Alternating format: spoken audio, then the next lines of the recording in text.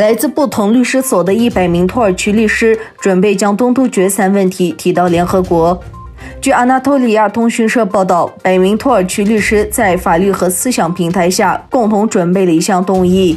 并在完成联合签字程序后，将其提交给联合国人权理事会。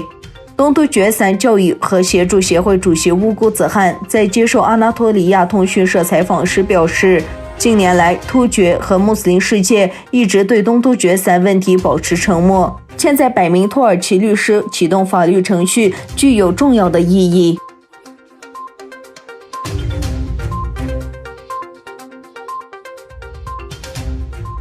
中国当局否认东突厥3前环境与林业厅厅长麦美提阿卜杜拉因两面人指控而受到惩罚。中国官员将美国媒体与该问题有关的报道描述为捏造。据自由亚洲电台报道，维吾尔官员麦美提阿卜杜拉曾担任维吾尔自治区环境和林业厅厅长，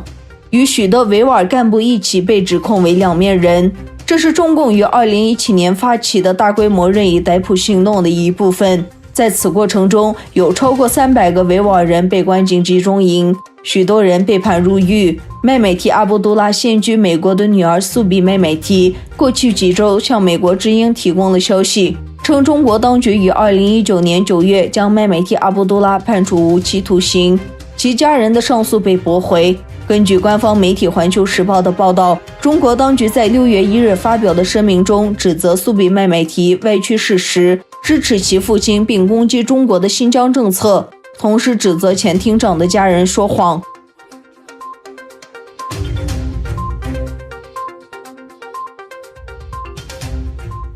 哈佛大学医学院最新研究指出，武汉肺炎疫情或早在去年夏天就已在武汉传播。研究团队透过卫星影像发现，去年秋天武汉几间主要医院周围的车流量大增，而就在同一个时期，中国网上搜索咳嗽和腹泻等疑似武汉病毒症状的关键词搜索量也在这时飙高。研究人员因而推测，疫情可能早在去年夏季末开始在武汉传播，病毒出现时间远比外界目前所知还早。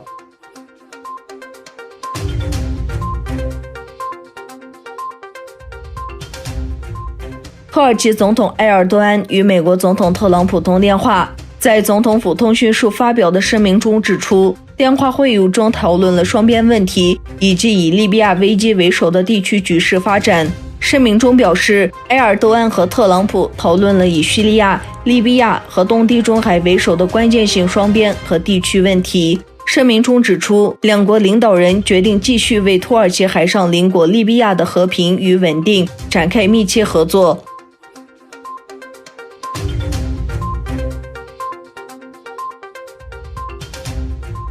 北约秘书长斯托尔滕贝格在美国大西洋理事会和德国马歇尔基金会举办的论坛上发表讲话，在谈及对北约2030年展望时，斯托尔滕贝格声称要将北约打造成更强大的政治联盟。斯托尔滕贝格说，仅凭军事力量是不够的，我们还必须在政治上更有效地利用北约，我们必须将影响我们安全的所有问题摆在北约桌上。